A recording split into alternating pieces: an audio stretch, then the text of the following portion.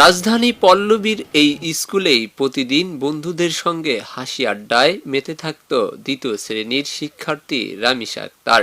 ক্লাসে ছিল সবার প্রিয়, সহপাঠীদের কাছে পরিচিত ছিল ফার্স্ট গার্ল হিসেবে। কিন্তু স্কুলে আসার কথা থাকলেও ছোট্ট শিশু রামিসা ফিরেছে মৃত্যুর সংবাদ হয়ে, আর সেই খবর মেনে নিতে পারছে না তার সহপাঠীরা। রামিসাহীন ক্লাসরুম যেন এখন শুধু নীরবতা আর কান্নার এক ভারী আবহ।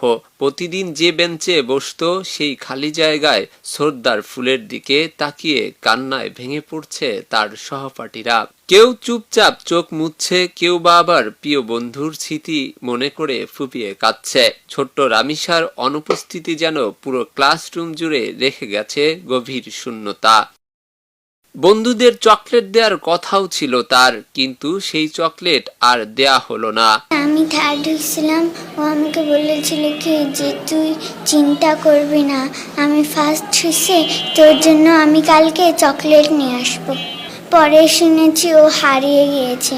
এরপরে যখন ইংরেজি ক্লাস এসে তখন আমাকে সবাই বলছে। শিক্ষকরাও বলছেন শান্ত স্বভাবের মেধাবী এক শিক্ষার্থী ছিল রামিসা। হঠাৎ তার মৃত্যুতে শোক নেমে এসেছে পুরো স্কুল জুড়ে। আমাকে দেখে বলে, স্যার আপনি কেমন আছেন, আমার জন্য দোয়া করবেন, আমি যেন বড় হয়ে অনেক ভালো একটা শিক্ষার্থী হতে পারি, দেশের জন্য কাজ করতে পারি। অতটুকু বাচ্চা এই বয়সে যে তার ভিতরে যে একটা প্রতিফলন, এটা আমাকে মুগ্ধ করেছে।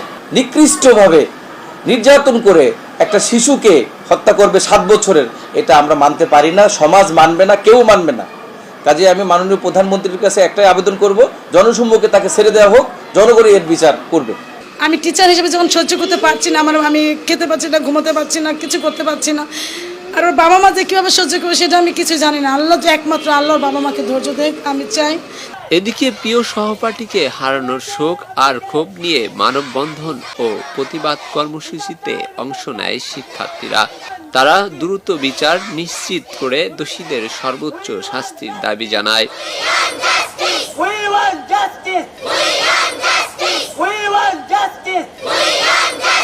খবরের কাগজ, নিখাত, নির্ভীক, নিরপেক্ষ।